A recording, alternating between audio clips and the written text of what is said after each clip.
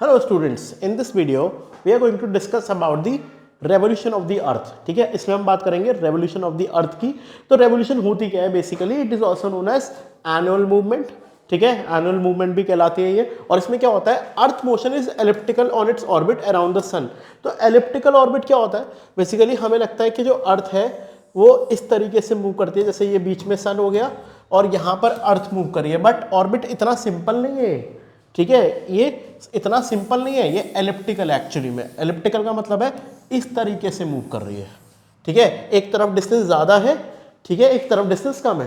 तो अर्थ यहाँ पर होगी तो सबसे दूर होगी सन से, और यहाँ पर पास में होगी सन से। तो हमें क्या पता चला कि अर्थ का जो ऑर्बिट है वो एलिप्टिकल है। ठीक है, और इस एलिप्टिकल पे 29.79 किलोमीटर पर सेकंड की स्पीड से ये मूव करती है, वेलोसिटी से ये मूव करती है। और इसको एक रेवोल्यूशन में जो टाइम लगता है it is around 365 days 5 hours 48 minutes and 45.51 seconds. ठीक है, इतने सेकंड्स लगते हैं, मतलब 365 days 5 hours 48 minutes and 45.51 second.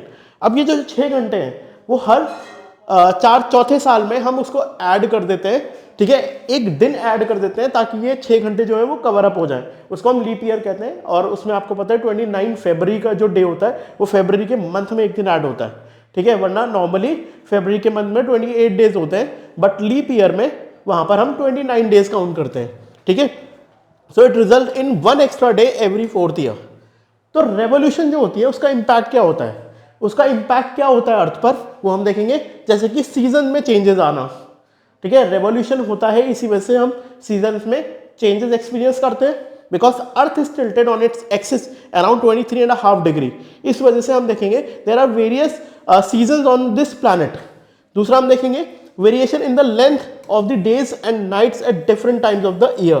तो अर्थ की जो रेवोल्यूशन होती है, ठीक है, अब वो टिल्टेड है, उस वजह से 23.5 डिग्री टिल्ट की वजह से हमें डे और नाइट के ड्यूरेशन में भी फर्क नजर आता है बिकॉज ऑफ दिस रेवोल्यूशन। ठीक है, रेवोल्यूशन की वजह से। Again the shifting of wind belts, जो विंड बेल्ट्स होती हैं वो शिफ्ट करती हैं। क्यों? क्योंकि देखिए कुछ महीने जैसे जून में जो डायरेक्ट सन रेज है वो कहाँ पे पड़ रही है? वो डायरेक्टली आपके ट्रॉपिक ऑफ कैंसर पे पड़ रही है। और सितंबर और मार्च में यही सनरेज डायरेक्टली कहाँ पड़ेंगी? इक्वेटर पे पड़ेंगी। और दिसंबर में ये सनरेज डायरेक्टली पड़ेंगे ट्रॉपिक ऑफ कैप्रिकॉर्न पे। तो यहाँ पर हम विंड बेल्ट को शिफ्ट होते हुए देखेंगे, इसलिए हम डिफरेंट सीजन एक्सपीरियंस करते हैं। साथ ही साथ डिटर्मिनेशन ऑफ लैटिट्यूड्स, तो अलग अलग लैटिट्यूड्स जो होते हैं वो हम डिटरमाइन कर पाते हैं। ठीक है, कि भाई अगर जून चल रहा है इसका मतलब जो सनरेज है वो डायरेक्टली कहाँ पड़ेंगी? ट्रॉपिक ऑफ कैंसर पे। ठीक है, तो हमें जून में और दिसंबर में आप एक्सपीरियंस करेंगे गर्मियां। कहां पर?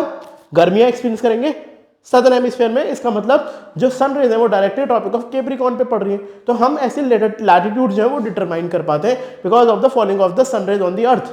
ठीक है, तो ये हुआ अर्थ का रेवोल्यूशन या फिर एनुअल मूवमेंट। Thank you.